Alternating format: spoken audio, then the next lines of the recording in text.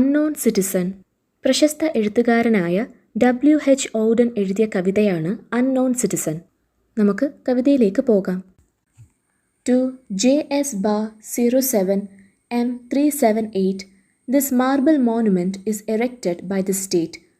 He was found by the Bureau of Statistics to be one against whom there was no official complaint, and all the reports on his conduct agree that in the modern sense of an old-fashioned word, he was a saint, for in everything he served the greater community, except for the war till the day he retired.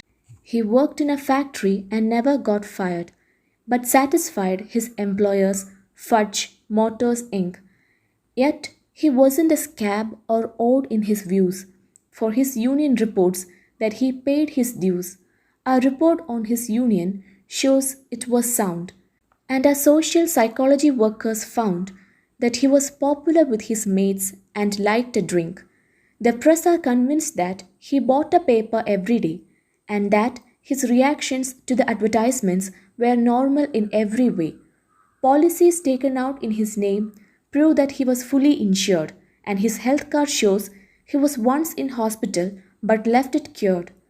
Both producers, research, and high-grade living declare he was fully sensible to the advantages of the installment plan, and had everything necessary to the modern man: a phonograph, a radio, a car, and a frigidaire.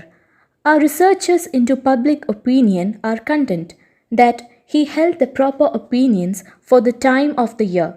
When there was peace, he was for peace. When there was war, he went. He was married and added 5 children to the population, which our eugenist says was the right number for a parent of his generation. And our teachers report that he never interfered with their education. Was he free? Was he happy? The question is absurd. Had anything been wrong, we should certainly have heard. ഒരു വിലാപകാവ്യത്തിൻ്റെ parody രൂപത്തിലാണ് Odean unknown citizen എന്ന കവിത എഴുതിയിട്ടുള്ളത്. ഒരു കവിതയുടെയോ കഥയുടെയോ യഥാർത്ഥ രൂപത്തെ അനുകരിച്ചുകൊണ്ട് പരിഹാസ രൂപേണ എഴുതിയ കൃതിയെയാണ് പാരഡി എന്ന് പറയുന്നത്. J.S. Bar 07 M 378 ഇങ്ങനെ എഴുതിയിട്ടുള്ള ഒരു മാർബിൾ സ്മാരകത്തെക്കുറിച്ച് പറഞ്ഞുകൊണ്ടാണ് കവിത ആരംഭിക്കുന്നത്. മരിച്ചുപോയ ഒരു അജ്ഞാത പൗരൻ്റെ ഓർമ്മയ്ക്കായി സ്റ്റേറ്റ് സമ്മാനിച്ച മാർബിൾ സ്മാരകമാണിത്. ഇവിടെ ഗവൺമെൻറ്റും അതിനു കീഴിൽ വരുന്ന സ്ഥാപനങ്ങളെയുമാണ് സ്റ്റേറ്റ് എന്ന പദം കൊണ്ട് ഉദ്ദേശിക്കുന്നത്. സ്നേഹനിധിയായ സുഹൃത്തുക്കളോ കുടുംബാംഗങ്ങളോ എന്നതിനു പകരം സ്റ്റേറ്റ് സമ്മാനിച്ച നിലയിലാണ് മാർബിൾ സ്മാരകം കാണപ്പെട്ടിട്ടുള്ളത്. കവിതയുടെ പേര് പോലെ തന്നെ അജ്ഞാതനായിട്ടുള്ള ഒരു പൗരനാണ് മരിച്ചത്. പേരറിയാത്ത പക്ഷം പേരിനു പകരം അക്കങ്ങൾ നൽകിയിരിക്കുന്നു.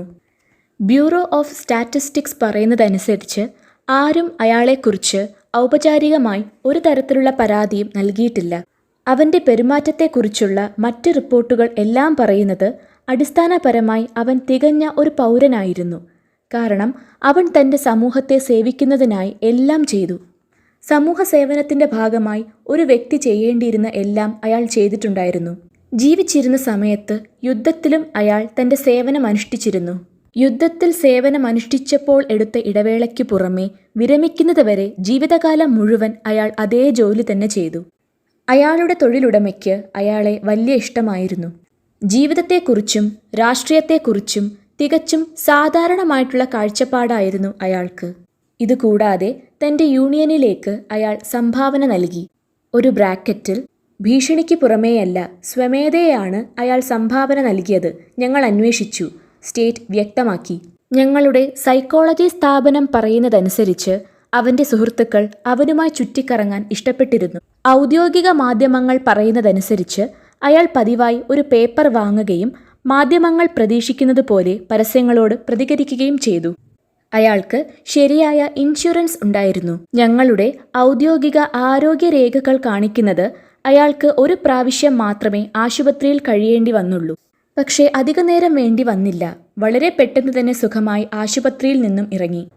അയാൾ ഭരണകൂടത്തിൻ്റെ എല്ലാ കാഴ്ചപ്പാടുകളെയും അംഗീകരിച്ചുവെന്നും ഒരു ആധുനിക വ്യക്തിക്ക് വേണ്ടിയിരുന്ന record player, radio, car, fridge എന്നീ വസ്തുക്കളും അദ്ദേഹത്തിനുണ്ടെന്ന് സൊസൈറ്റിയെ സംഘടിപ്പിക്കുന്നതിൻ്റെ ചുമതലയുള്ള വകുപ്പുകൾ സമ്മതിക്കുന്നു.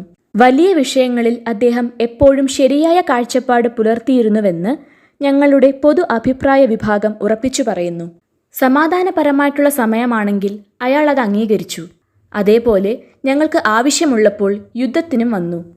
അയാൾക്കൊരു ഭാര്യയും 5 കുട്ടികളും ഉണ്ടായിരുന്നു. ഞങ്ങളുടെ സർക്കാർ ഉദ്യോഗസ്ഥൻ്റെ അഭിപ്രായത്തിൽ അയാൾ സമൂഹത്തിന് കൃത്യമായ എണ്ണത്തിൽ പുതിയ മനുഷ്യരെ സംഭാവന ചെയ്തു. കുട്ടികളെ പഠിപ്പിക്കുന്നതിനെക്കുറിച്ച് ചോദ്യം ചെയ്യാതെ അവരുടെ ജോലി ചെയ്യാൻ അയാൾ അധ്യാപികമാരെ അനുവദിച്ചു. അവൻ സ്വതന്ത്രനാണോ സന്തോഷവാനാണോ എന്ന് ചോദിക്കുന്നത് പരിഹാസ്യമാണ്. കാരണം അയാൾക്ക് എന്തെങ്കിലും കുഴപ്പമുണ്ടെങ്കിൽ ഞങ്ങൾക്കറിയാമായിരിക്കുമല്ലോ. ഞങ്ങൾ അതൊന്നും അറിയാതിരിക്കുകയില്ല. മരിച്ചുപോയ അജ്ഞാതനായിട്ടുള്ള വ്യക്തിയെക്കുറിച്ച് ഗവൺമെൻറ്റും സ്ഥാപനങ്ങളും സ്റ്റേറ്റ് എന്ന പേരിൽ നൽകുന്ന അഭിപ്രായങ്ങളുടെ രീതിയിലാണ് കവിത എഴുതിയിട്ടുള്ളത്. ഈ കവിതയിലൂടെ ഭരണകൂടത്തിന് വളരെയധികം അധികാരങ്ങൾ നൽകിയതിന് ആധുനിക ലോകത്തെ തമാശ രൂപേണ വിമർശിക്കുകയാണ് കവി. മരിച്ചുപോയ വ്യക്തിയെക്കുറിച്ച് ഭരണകൂടത്തിന് എല്ലാം അറിയാം, അയാളുടെ പേരൊഴികെ. കവിതയുടെ തലക്കെട്ട് തന്നെ ഒരു പരിഹാസമാണ്. നല്ല ജീവിതം നയിക്കാൻ സഹായിക്കുമെന്നതിൻ്റെ മറവിൽ പൗരന്മാരെ വളരെ സൂക്ഷ്മമായി നിരീക്ഷിക്കുന്ന ഈ സമൂഹത്തിൽ സ്വാതന്ത്ര്യം അസാധ്യമാണെന്ന് കവിത വാദിക്കുന്നു. പുറമേ നിന്ന് നോക്കുമ്പോൾ മരിച്ച വ്യക്തിയുടെ ജീവിതത്തെ പ്രശംസിക്കുന്ന രീതിയിലാണ് കവിത എഴുതിയിട്ടുള്ളത്. എന്നാൽ അനുസരണയുള്ള, ചോദ്യം ചെയ്യപ്പെടാത്ത ഒരു ജീവിതമായിരുന്നു അയാൾ നയിച്ചിരുന്നത്. ഒരു നല്ല പൗരൻ എന്നാൽ ചെയ്യേണ്ട ജോലികളെല്ലാം ചെയ്യുന്നവൻ. മരിച്ചുപോയ വ്യക്തിക്കെതിരെ പരാതിയൊന്നും ഉണ്ടായിരുന്നില്ല. ഒരു വിധത്തിൽ പറഞ്ഞാൽ അയാൾ ഒരിക്കലും തെറ്റു ചെയ്തിട്ടില്ല.